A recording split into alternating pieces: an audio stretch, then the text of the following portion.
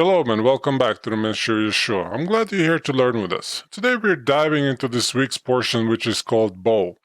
We'll explore its wisdom, its beauty, and how it speaks to our lives right now. Together we'll look at passages from Exodus 10 through 13:16, which will connect us to Jeremiah 46:13 through 28, as well as John 19:31 through 37. Let's start with the portion summary. I think last time we stopped on the plague number 7, so we will go from the plague number 8. The 8th plague descends a swarm of locusts that hungrily consume the produce and the vegetation of Egypt. The 9th plague brings a thick enveloping darkness on the land, and only the homes of Israelites have the light. Still, Pharaoh refuses to let the children of Israel go worship the Lord. The final plague, God warns, will be the death of all the firstborn of Egypt. God prepares the children of Israel for the 10th plague and their exodus from Egypt with the commandments of the first Passover. The children of Israel must slaughter a lamb or a goat, one for each home, and smear its blood upon the doorposts of their houses in order that God should pass over their homes when he strikes down the firstborn of the land. They must roast the Passover sacrifice and eat it that night with unleavened bread and bitter herbs, preparing all while for their departure. In the future, they are to keep the annual 7-day festival of unleavened bread, along with a Passover sacrifice as a memorial. Prior to the festival, they must remove all leaven and leavened foods from their possession. The terrible 10th plague finally forces Pharaoh to succumb, and he orders the children of Israel to leave the land. The Israelites depart in haste, leaving so quickly that there was no time for their bread dough to rise. In addition to the annual ceremony of Passover, God commands the children of Israel to consecrate their firstborn to the Lord, both of man and beast, in the memory of how he spared the firstborn of Israel. He also gives them the commandment to wear tefillin, to be worn on the hand and the head as an eternal sign, an ornament and reminder of their redemption and the covenant with God. So the 15th reading from the Torah is named Bow, which means come. The title comes from the first words of the first verse of the reading, which say, "Then the Lord said to Moses, Come," which is Bow, to Pharaoh, "for I have hardened his heart." Exodus 10:1. The portion begins by concluding the narrative of 10 plagues, the 10th of which is the slaying of the firstborn. To avoid the plague, the Israelites are given the instructions for the Passover sacrifice and the laws of the festival of unleavened bread. Pharaoh finally consents to let Israel go and they leave Egypt. So why is this night different? And we read this, "That you may tell in the hearing of your son and of your grandson how I made a mockery of the Egyptians and how I performed my signs among them, that you may know that I am the Lord." Exodus 10:2. The Torah says that the Lord punished Egypt with 10 plagues specifically so that the Jewish people might retell the story to their children and grandchildren. We are in the midst of the story of the 10 plagues that God visited upon Egypt. The series culminates with the slaying of the firstborn, the sacrifice of the Passover lamb, the smearing of the blood on the doorposts, and the great redemption from Egypt. In this week's Torah portion, God commands his people to keep an annual festival with several ritual observances. The festival of Passover, a 7-day festival begun with the ritual meal that we call the Passover Seder. The goal of the meal is to retell the story of the exodus from Egypt to the next generation.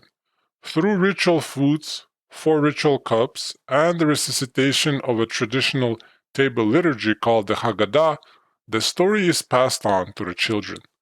The entire event is focused on telling the story. Perhaps because this commandment is so well ingrained in Judaism, or perhaps because the commandment that says, "You shall teach them diligently to your sons," Deuteronomy 6:7, Judaism has specifically emphasized the importance of transmitting the stories of faith to the next generation. Now this is a story about a friend of ours. He was once making a living as a painter, and an Orthodox Jewish family hired him to paint the interior of their home while they were away on vacation. He was working in the boy's bedroom, And as you might expect in the boy's room, he needed to remove several posters from the walls before he could paint.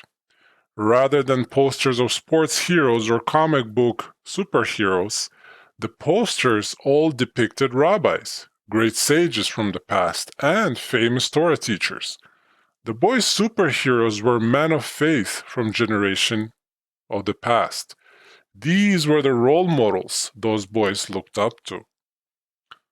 So when our own children, they were young, our family delighted in a reading story of books at the Sabbath table, tales of the Hasidim, tales of Tzaddikim, tales of the rabbis, and sages of past generations. As much as we enjoyed these stories, they left some of us longing to give our children stories of some great Christian heroes of faith. And our friend went to the Christian bookstore and searched for the stories of the church fathers, stories of great men of faith of the past, whom God had used in mighty ways, or stories from the recent past. All he could find were cartoon books with cartoon animals and silly versions of the parable of the Good Samaritan or something similar. He wanted a book of stories about disciples and the apostles, but there was nothing. He eventually found some heroes of the faith books with stories about men like Hudson Taylor and George Mueller and other great missionaries, and they enjoyed reading their adventures. Nevertheless, he was aware of an obvious discrepancy between the Jewish approach to passing on a spiritual heritage and the modern Christian approach. And that's a very important lesson. So the purpose of Passover is to transmit faith to the next generation. In modern culture, there is little concern for intergenerational transmission of family lore and heritage. For example, most of us know little to nothing about our great-grandparents. In Jewish culture, there used to be a great deal of pride in preserving family stories and handing them to one's children. Particularly important were the miracle stories, tales of how God supernaturally intervened in people's lives. The child who inherits a collection of miracle stories from parents, grandparents, and forebears of long ago will have a solid sense of connection with his spiritual heritage. God wanted the Israelites to preserve the story of the miracles in Egypt and to tell it to their children so that those children would always have a solid identity as God's people. Now, in regards to our friend, his father often told him stories about the early years of his ministry and his marriage. Again and again, he told them how the Lord had miraculously intervened in this situation or that situation.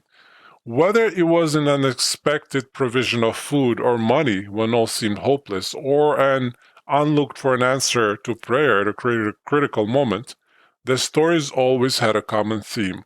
God is trustworthy. The older children in the family had experienced many of these miracles firsthand and could vouch for their authenticity. The recitation of the stories grounded them in their identity and their relationship with God. They knew who they were and how they were related to God. So the story of the salvation from Egypt is just such a tale. The rituals of the Passover Seder and the 7-day festival of Passover are designed to inspire curiosity. The children of the table, observing the unusual rites and foods, are supposed to be inspired to ask, why is this night different from all other nights? The father is to respond by telling his children, it is because of what the Lord did for me when I came out of Egypt. Exodus 13:8. In a case the children are not inspired with curiosity, the Haggadah scripts out 4 questions for the children to ask their parents.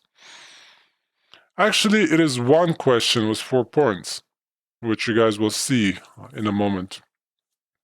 But it is still called the 4 questions. Ordinarily, the youngest child in the family memorizes these 4 questions and poses them to his father in the form of a song chanted in Aramaic language. The following is a translation of the 4 prescribed questions in the Passover Seder Haggadah, and it starts with the main question: why is this night different from all other nights? On all other nights we eat leavened and unleavened bread, but on this night we eat only unleavened bread.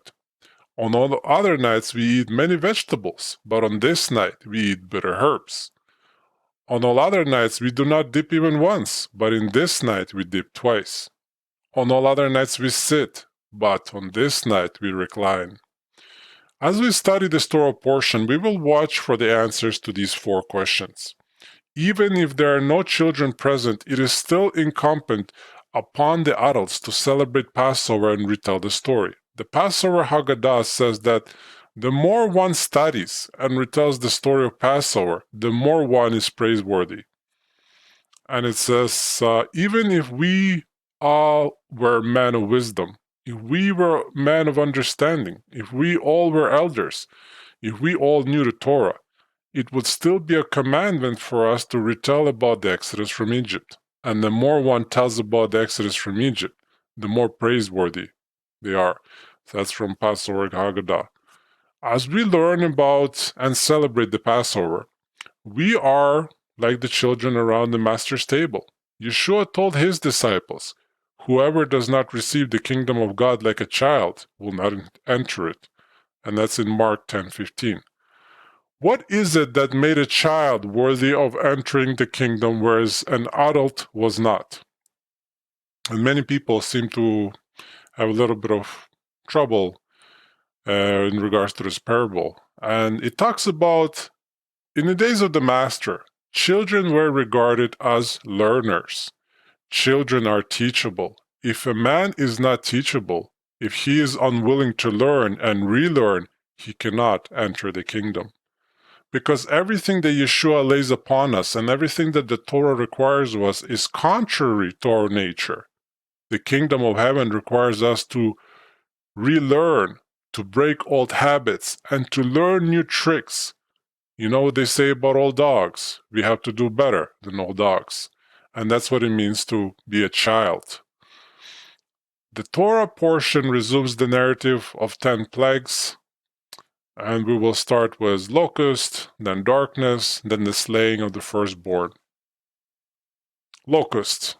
For if you refuse to let my people go, behold, tomorrow I'll bring locust into your territory. Exodus 10:4. The Lord warned Pharaoh that if he did not relent and allow the children of Israel to go into the wilderness to worship him, he would send a plague of locusts that would completely defoliate Egypt. Under pressure from his advisors, Pharaoh reluctantly consented to let Israel go, but not with their livestock and children. So long as the livestock and children remained in Egypt, he was confined that the Israelites would return. Moses was not interested in negotiating. God covered Egypt with locusts. Now, this is an interesting story. A friend of ours used to live in Minnesota, one of the Great Plains states of North America. They had some experience with locust plagues. Several times during the 19th century, great clouds of locusts swarmed up like storms and traveled across the prairies. Settlers said that they advanced like a storm cloud. They came with a roar like a forest fire. They so filled the air that they darkened the sun. In their wake they left no living vegetation. A fire would not have burned the crops and pastures so clean as they did. And in the 1870s, the locust plague became such an infliction that Governor of Pillsbury of Minnesota declared statewide days of fasting and prayer. And interestingly enough, since then, Minnesota has not suffered a locust plague. Battle for the children. And then he said to them, "Thus may the Lord be with you, if ever I let you and your little ones go. Take heed, for evil is in your mind." Exodus 10:10. Pharaoh was willing to let the Hebrews go into the wilderness to worship the Lord for 3 days, so as long as they did not take the children with them. He wanted the children to remain in Egypt as a surety that the Hebrews would return. In a similar way, the modern world is at war with us for our children. And this is a very good topic. The secular world is not concerned about our being religious, so long as we don't drag our children along with us. Public schools are eager to wring godliness out of our children and replace it with secular humanism and pluralism. The social pressure of ungodly peers is an almost certain recipe for snuffing out the flame of faith in our children. Homeschoolers are resented by lawmakers and educators because they are assumed to be inculcating their children with religious fanaticism. Meanwhile, the vast popular culture and the entertainment media work constantly to allure our children into every sort of vice and immorality. Pharaoh wants your children.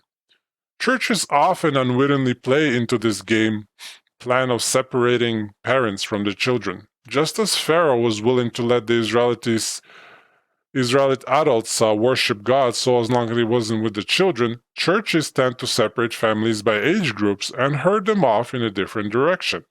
The problem with segmenting a congregation into peer groups, children's activities, and youth groups is that it creates a disconnected subcultures within the body. And this is a story about a friend of ours. So a few years ago, his wife and him attended a large event in a congregation with thousands of members. On arriving at the service, the children were given a number and taken off to children's rooms, where they were separated from their siblings and placed into different classrooms with their peers. The children were never seen in the main sanctuary. They never heard the sermon or joined in the singing or prayer. So it seemed like the congregation was an adults-only affair, and Sunday school was a religious daycare. So their family stood out conspicuously because we kept our children with us at that service. And Moses refused to leave Egypt without the children. Darkness. Then the Lord said to Moses, "Stretch out your hand toward the sky, and there may be darkness over the land of Egypt, even a darkness which may be felt." Exodus 10:21. The ninth plague on Egypt was the plague of darkness. It was not normal darkness like that of an eclipse. It was a supernatural darkness, actually. Even a darkness which may be felt. Exodus 10:21. The darkness persisted for 3 days. Not even artificial lights such as lamps and torches could pierce the blackness.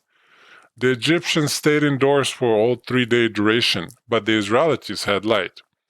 The plague of darkness symbolized a defeat of the Egyptian sun god, chief over the pantheon. It also symbolized the spiritual darkness of Egypt. Though the Israelites were the slaves and the Egyptians the masters, the plague of darkness illustrated that it was the Egyptians who were in servitude. They were enslaved to the adversary and their false gods. They were under the dominion of the kingdom of darkness. Though the Hebrews were slaves, they were spiritually free. As servants of the truth, they were part of the kingdom of light. A person in spiritual bondage might not know or will not admit at least that he is in bondage. He feels as if he is in control of his life, calling the shots and making decisions, but ultimately he serves a great emptiness.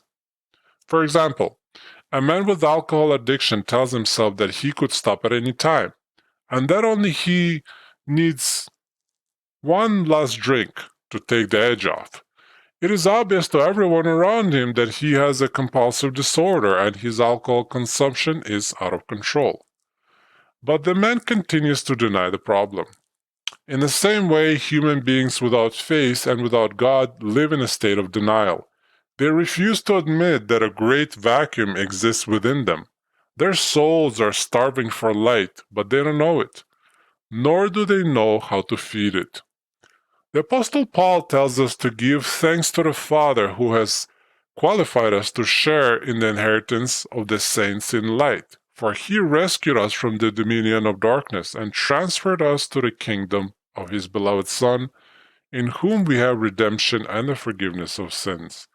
And that's in Colossians 1:12 through 14.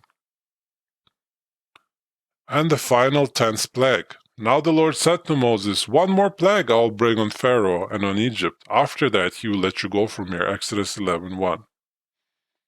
The 10th and the final stroke to befall Egypt was the dreadful plague of the slaying of the firstborn. God warned Moses that he was about to pass through the land of Egypt and strike down the firstborn of every man and beast, from the firstborn of Pharaoh to the firstborn of servants and captives in Egypt. Whereas the previous plagues had only hardened Pharaoh's resolve, the 10th plague would break his heart. Pharaoh's son was their heir to the throne of Egypt. Like Pharaoh himself, he was supposed to be a god. According to Egyptian theology, his son should not have been vulnerable to the Hebrews' deity.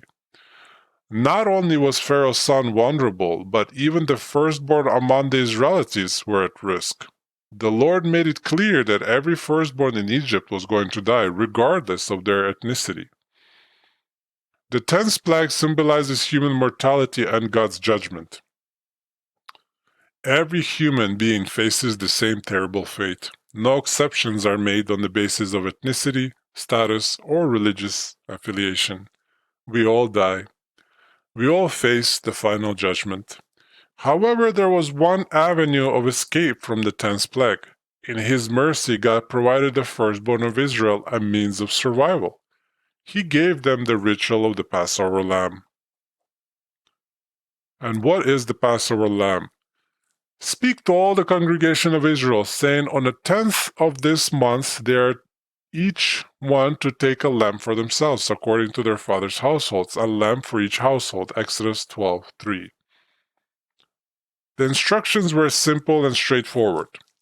On the 10th day of the month, every family was to select an unblemished lamb or goat. On the 14th day of the month, they were to slaughter it and smear its blood on doorposts of their houses. The blood would be a sign. God promised to pass over the houses marked with blood. The Hebrew word for Passover is Pesach. We translate the noun Pesach into the English as Passover. The blood shall be a sign for you on the houses where you live, and when I see the blood, I will pass over, Pasach.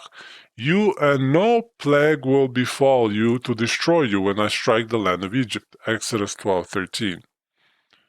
The Pesach lamb was a sacrifice, but it was not a sacrifice for sin. In discussing the Passover lamb, the Torah does not mention anything about sin at all, confession or atonement. Not every kind of animal sacrifice was meant for taking away sin. The blood of Passover lamb was meant as a sign for God. Did God really need a sign? Didn't He already know which houses belonged to the Hebrews? Why did He need them to mark their houses with blood? This can be compared to a father who told his son, "We are about to cross a busy street. Look both ways to see if any traffic is coming and tell me when it is safe to cross." Surely the father did not need his son to tell him when it is safe to cross. He could see it for himself. So why didn't he simply tell his son when it was safe?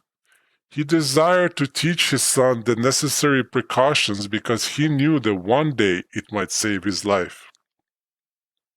In a similar way, God wanted to familiarize His people with the concepts of sacrifice and blood atonement, because one day their lives would depend on it. If it was just a matter of making a mark on a house, it would not have been necessary to use an unblemished lamb, one that is fit for sacrifice, or even to use blood at all. The ritual of the lamb's blood at Passover provided Israel with a marvelous object lesson to prepare all of us for understanding and the atoning work of Yeshua. One of the reasons it is difficult to share the gospel with unbelievers today is that they are unfamiliar with the story of Passover and concept of sacrificial substitution and blood atonement. So one of our friends on Sunday nights, he used to teach a Torah class, and he have done for 10 years or so. Most of the people in attendance were evangelical Christians. Every year, as They worked through the stories of the slaying of the Passover lamb, the exodus from Egypt, the crossing of the Red Sea, and the rest of the narratives. They see the story of their salvation unfold in the language of the Torah. Several years ago, one of his students came up to speak with him after the class. And the student said this. She said she had been on a flight and struck up a conversation with a gentleman seated next to her. She was accustomed to sharing her faith and often used situations like air flights to witness to other passengers. As she was communicating the gospel to her fellow passengers, she found herself speaking in the language of the Torah. The stories of the Torah came naturally to her as the most readily grasped and easiest explanations for the complex spiritual realities of sin, sacrificial substitution, and vicarious atonement, salvation, deliverance, and redemption. The whole story of the gospel was there in the Torah, and she felt energized to be wielding God's word so deftly. She said, "Until that moment, I had not realized how much the study of Torah had changed my perspective on the gospel." And I tell this to everybody. In order for you to understand the gospel of Yeshua, you need to understand the root, the Torah itself. And the story of the Passover lamb is foundational for understanding the gospel. Just as the Passover lamb needed to be unblemished and flawless, we need a sinless substitute to take our place in judgment. Just as the blood markings protected everyone in the house, we need to take shelter under the spilled blood of our Messiah. Just as the firstborn of those who did not prepare Passover lamb were struck down, so too those outside of Messiah's face. They face a deadly peril. And the Passover lamb was the avenue of escape that God provided for his people in Egypt from the devastating 10th plague. And it was not just for Hebrews. Had the Egyptians sacrificed the lamb according to the instructions and applied its blood to the doorposts of their houses, they too would have been spared. The sacrificial death of Yeshua is the avenue of escape that God has provided to spare us from the condemnation and eternal death. One need not be Jewish to benefit. One only needs to be under the blood of Yeshua. Passover and the festival of unleavened bread. 7 days you shall eat unleavened bread, but on the first day you shall remove leaven from your houses. For whoever eats anything leavened from the first day until the 7th day, that person shall be cut off from Israel. Exodus 12:15. The sacrifice of the Passover lambs in Egypt was like training for the Israelites. It prepared the children of Israel to better appreciate the temple rituals that God would teach them later. It prepared them to understand the efficacy of Yeshua's suffering and death. If you have ever trained for an athletic event, you know that going through the exercise one time is not sufficient. Real training requires regular repetition. The Lord instituted a regimen of repetition by commanding the Israelites to commemorate the Passover sacrifice every year. He commanded them to annually sacrifice the lamb in remembrance of the lambs they sacrificed in Egypt. The blood of the lamb was no longer to be applied to the doorposts. Instead, it was applied to the altar in God's temple in Jerusalem. So long as the temple in Jerusalem was still standing, the Jewish people brought sacrificial lambs to God's altar on the anniversary of the day their ancestors sacrificed the lambs in Egypt. Today, lamb is not served at Passover because sacrifices cannot be made without a temple. However, the other ritual foods are still eaten at Passover meal. God commanded the Israelites to eat the lambs with bitter herbs and unleavened bread in memory of the meal in Egypt. So the annual meal of the lamb and bitter herbs was called the Passover Seder. In the days of the apostles, the whole family reclined at the table to celebrate Passover and eat the ritual foods while they passed the story of their salvation to the next generation. The roasted lamb was reminded the Jewish people of the Passover sacrifice in Egypt. The unleavened bread reminded the Jewish people that their ancestors had left Egypt in such haste that they did not have time to allow their bread to rise before baking it. The bitter herbs and the practice of dipping unleavened bread in sup reminded the Jewish people of their bitter lives that their ancestors endured in Egypt. In those days, people ate their meals reclining around low tables, while their slaves ate standing, ready to serve them. To this day, the participants in the Passover Seder recline at the table to remind themselves that, thanks to the Passover, they were now free men and no longer slaves. The Passover meal initiates an annual 7-day festival called the Festival of Unleavened Bread. Throughout the 7 days of the festival, leavened grain products are completely forbidden. Instead, the Lord commands the Jewish people to eat unleavened bread throughout the 7 days. The Hebrew word for unleavened bread is matzah. The first and the last days of the festival are a special holiday Sabbath. The entire 7-day festival is called Chag HaMatzot, which means the Festival of Unleavened Bread. In Jewish terminology, however, the entire 7 days are collectively called Pesach, the Passover. Easter and the Quardeciments. In the first month, on the 14th day of the month at evening, you shall eat unleavened bread until the 21st day of the month at the evening. Exodus 12:18. The Lord declared that Passover unleavened bread are to be celebrated as a permanent ordinance. The term permanent ordinance is a translation of the Hebrew Chukat Olam. Now this day will be memorial to you, and you shall celebrate it as a feast to the Lord. Throughout your generations, you are to celebrate it as a permanent ordinance. Chukat Olam.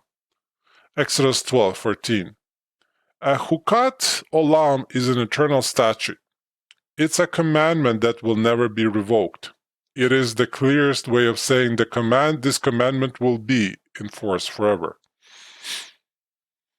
In Messianic Judaism, believers still celebrate Passover and kept the annual festival of unleavened bread. As we have noted, the Last Supper of Yeshua and his 12 disciples was actually a Passover Seder. On that occasion, he instructed his disciples to continue to keep the rituals of the Passover in remembrance of him. Moreover, he died on that day of Passover, and he rose from the dead during the 7 days of unleavened bread.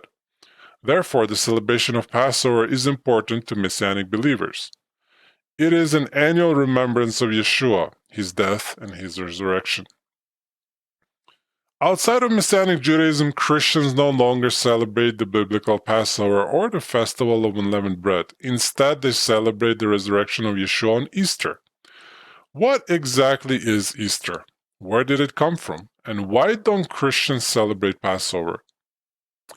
In the days of the apostles, all believers celebrated Passover and the festival of unleavened bread. For Gentile believers and for Jews living outside Jerusalem, the celebration did not include a Passover lamb, but it did include the Seder on the night after the 14th day of the month.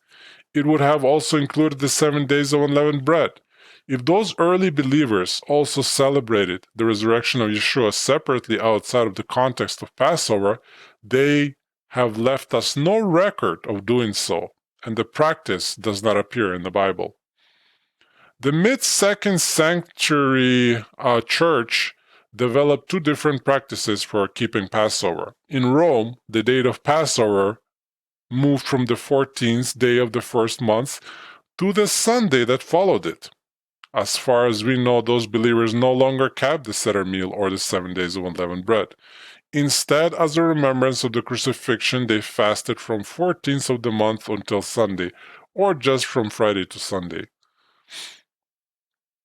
They broke fast by taking the Eucharist on the first day of the week to commemorate the resurrection. Meanwhile, in the East, churches continued to celebrate Passover in the Torah manner. These were the churches that were in Asia Minor and Syria, and in the land of Israel. They kept the Passover on the 14th of the month as stipulated in the Bible. They claimed to have received the practice directly from the apostles. Like the Roman Christians, the Christians of Asia Minor fasted on the day of the 14th, and they broke their fast by taking the cup and the bread at the Passover meal that night, the Seder meal. So far as we know, they kept the 7 days of unleavened bread as well. Now, the Roman Christians and those who followed the custom of keeping Passover on a single Sunday refer to the old style of Christians of Asia Minor as quartodecimens, a word that means 14ers.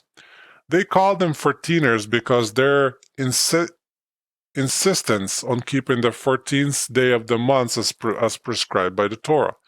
A great argument ensued between the two sides. It is called the quartodeciman debate, and it persisted for nearly a century, actually.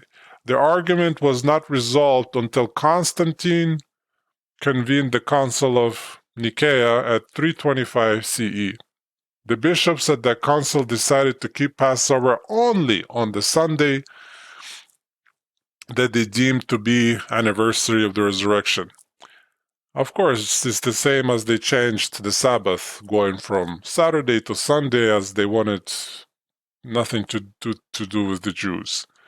And in his letter to the churches, Emperor Constantine explained the decision as follows. The commemoration of the most sacred Paschal feast being then debated, it was unanimously decided that it would be well that it should be everywhere celebrated upon the same day. It was, in the first place, declared improper to follow the custom of the Jews in the celebration of this holy festival. Because their hands having been stained with crime, the minds of these wretched men are necessarily blinded. Let us then have nothing in common with the Jews, who are our adversaries. And that's written by Eusebius, Life of Constantine 318. You guys can Google that. And and just to logically think about it, if God said that Sabbath will be on a Saturday, how can a man change that to a Sunday? If God said the festival would be on the 14th, how can a man change that to a Sunday, the following Sunday? It's just that it makes, no logical sense, and that's how many of these traditions came after the changes that Constantine made. Therefore, the church reduced the observance of Passover to an annual Sunday commemoration of the resurrection. They removed all Torah elements on the basis of their aversion toward Judaism.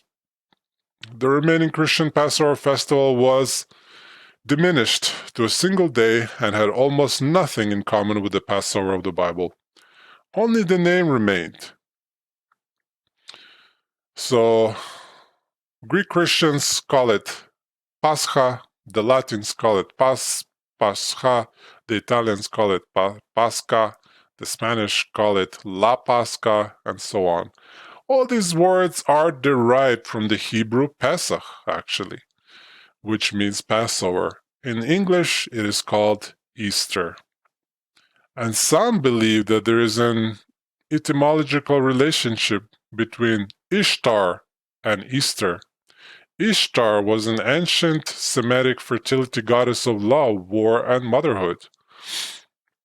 And whoever doesn't know that, I suggest that you Google simply the dark roots of Easter and how it's connected to the goddess of Ishtar, and you will see so many, crazy familiar things of eggs and bunnies and everything else. This will blow your mind.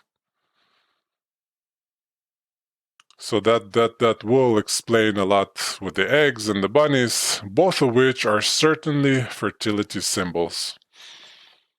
And the Passover time, we will get into this. It said, "You shall also observe the feast of unleavened bread, for on this very day I brought you hosts out of the land of Egypt. Therefore you shall observe this throughout your generation as a permanent ordinance." Exodus 12:17.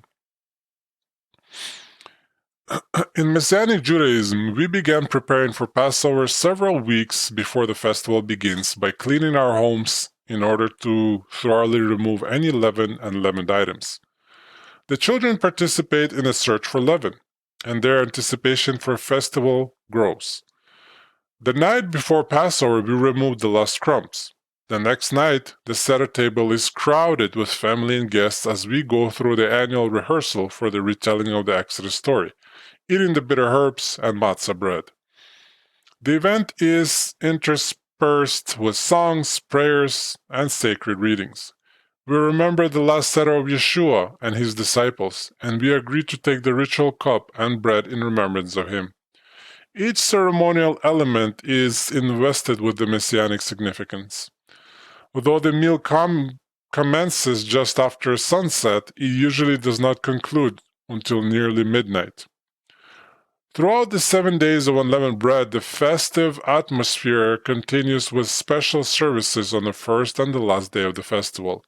Many communities celebrate a special service in remembrance of the resurrection as well. The entire festival is a time of spiritual renewal, a time to reflect on our spiritual rebirth and the work of Messiah on our behalf. It is a time for families to reconnect and for disciples to recommit. The festival is supercharged by the joy of resurrection. By celebrating Passover, we are proclaiming the Master's death and resurrection until he comes. Leaving Egypt. They baked the dough which they had brought out of Egypt into cakes of unleavened bread, for it had not become leavened since they were driven out of Egypt and could not delay, nor had they prepared any provisions for themselves. Exodus 12:39. The Torah explains the significance of unleavened matzah bread in that the children of Israel did not have time to let their bread rise before they had to leave Egypt. They were in such hurry that they only had time to bake the dough before leaving. To commemorate the Exodus, leaven is removed at Passover and unleavened matzah bread is eaten for 7 days. Matzah refers to a special type of flat, cracker-like bread. In order to be a Passover matzah, the bread dough must be baked less than 18 minutes after the flour is moistened with water. If the dough is not baked within 18 minutes of being moistened, it begins to ferment from the naturally occurring leavening agents in the atmosphere. In ancient times, there was only 2 ways to leaven bread dough. One was to mix the flour with water and let it stand until it began to ferment naturally. More typically, a small batch of already leavened starter dough left over from the previous day's batch was tossed in with the flour and water. The old culture of leavening the starter dough quickly spread through the new batch of the dough. As the saying goes, a little leaven leavens the whole lump. That's, I think, in 1 Corinthians 5:6. By means of this method, a single culture of leaven was passed on from loaf to loaf, day to day. This is how sourdough bread is still made today. So the commandment to remove all leaven prior to the festival makes this second method of leavening impossible. The starter dough would have to be disposed of prior to the festival because it already leavened. This is the imagery that the Apostle Paul is referring to when he says, "Clean out the old leaven so that you may be a new lump, just as you are in fact unleavened. For the Messiah, our Passover, also has been sacrificed. Therefore, let us celebrate the feast not with old leaven, nor with the leaven of malice and wickedness, but with unleavened bread of sincerity and truth." 1 Corinthians 5:7-8. The old starter dough leaven represents our old way of life. It is sin, godlessness, bad company, bad habits, and all the things that taint our lives. Like an old culture of leavened starter dough, those things continue to leaven our lives from day to day, conforming us to our past. Paul urges to make a clean break with the old culture and to start over as a new batch, like an unleavened bread. When the children of Israel left Egypt, they were leaving behind their old culture. While in Egypt, they had observed much of the wickedness and idolatry of the Egyptian society. The unleavened bread symbolized a new beginning. They were starting over. In a spiritual sense, we leave Egypt when Messiah saves us. That's what it means to be born again. It is a matter of starting over. When we become believers, we are supposed to die to our old way of life and begin life again as new creatures. We have to leave our old ways behind us. Now, this is another story of our friend. When he was in his college years, he had several good friends who represented the old batch of dough in his life. They were fun people to be with, but their lives, values, and behaviors were not godly. They impacted his life, and he began to absorb their values and imitate their behaviors. Years later, when he was attempting to return to path of holiness, he found that as long as he continued to socialize with these friends, their influence hampered his efforts to repent. He was continually drifting back into old sins and patterns of behavior. He needed to make a clean break from those friendships before he could grow in the path of discipleship. And, that's what they say. If you want to stop swearing, don't hang out with people who swear. If you want to stop drinking, don't hang out with people who drink. As, our circles of friends matter so much, and when we hang out with the wrong people, we literally start to absorb them like sponges. And sometimes we can't even, see that ourselves until others are noticing it and making comments, right? So, like, for example, addiction counselors warned recovering addicts about falling back into old patterns. The recovering addict is at great risk when he spends time with old friends or revisits familiar hangouts.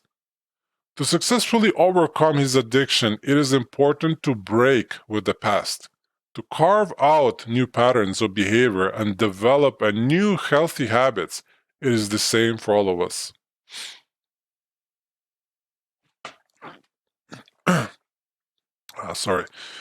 The leaven in our lives comes in a variety of disguises. It may be certain entertainments, amusements, vices, habits, or social circles. Paul suggests that it may lie in the wicked and malicious attitudes of our hearts.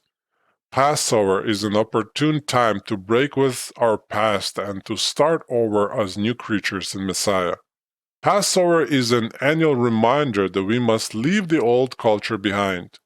Every Passover is a chance to start over. At Passover, we remember that we have left our spiritual Egypt. We are free from the past, and we need to set aside those things in our lives that continue to enslave us. After all, starting over is what it means to be born again. No uncircumcised person. But if a stranger sojourns with you and celebrates the Passover to the Lord, let all his males be circumcised, and then let him come near to celebrate it, and he shall be like a native of the land. But no uncircumcised person may eat of it. Exodus 12:48. The Torah clearly states that no uncircumcised person may eat of the Passover. What is more, it says that if a stranger, for example, a Gentile, wants to celebrate the Passover, he has to first be circumcised, for example, become Jewish. So how can a Gentile keep a Passover Seder? When we speak of Passover, we generally mean the entire festival of unleavened bread. That's not how the Torah uses the term. In the Torah, the term Passover, Pesach, applies only to the sacrifice of the Passover lamb and its consumption. Exodus 12:48 prohibits an uncircumcised person from making a Passover sacrifice and eating the Passover lamb. The New American Standard Version makes it sound as if an uncircumcised person is prohibited from celebrating Passover in general, but the Hebrew makes it clear that such person is only prohibited from sacrificing the lamb. This law applies to both Jews and Gentiles. The same law shall apply to the native as to the stranger who sojourns among you, Exodus 12:49. An uncircumcised Jew and an uncircumcised Gentile are both forbidden from sacrificing or eating a Passover lamb. The Torah does not forbid them from keeping the festival of unleavened bread. However, the laws leave them free to participate in Seder meal. without eating of the sacrifice and to keep the ensuing 7 days of Passover. In the days of the apostles, Gentile believers were free to remain uncircumcised, but if they wanted to make a Passover sacrifice, they would have been required to first become Jewish. For most Gentile believers, this was a non-issue. They lived far from Jerusalem. Neither they nor the Jewish community around them had access to the temple or sacrifices. Therefore, they kept the Passover, the Seder, and the 7 days of unleavened bread like the rest of diaspora Judaism, without a lamb. The only thing prohibited for them was the sacrificial lamb itself. In today's world, the entire question is moot. Without a temple, there can be no such thing as a real Passover lamb sacrifice. That is why lamb is no longer supposed to be served at the Passover Seder meal. This means that Gentile disciples are welcome at the Seder table. They should partake of the matzvah, the bitter herbs, and the 4 cups, and the 7 days of Passover with a glad heart. We can all share in and rejoice in our common Passover lamb, Yeshua. And that's about it for today. Thank you so much for watching. If this message blessed you, please like the video and subscribe. It helps a lot for the message to reach more people who need encouragement and truth. And feel free to follow our Instagram, linked in the comments for daily inspiration and prayers. May God bless you and keep you. May He shine His light on you and be gracious to you. May He turn towards you and grant you peace. Grace and shalom to you all.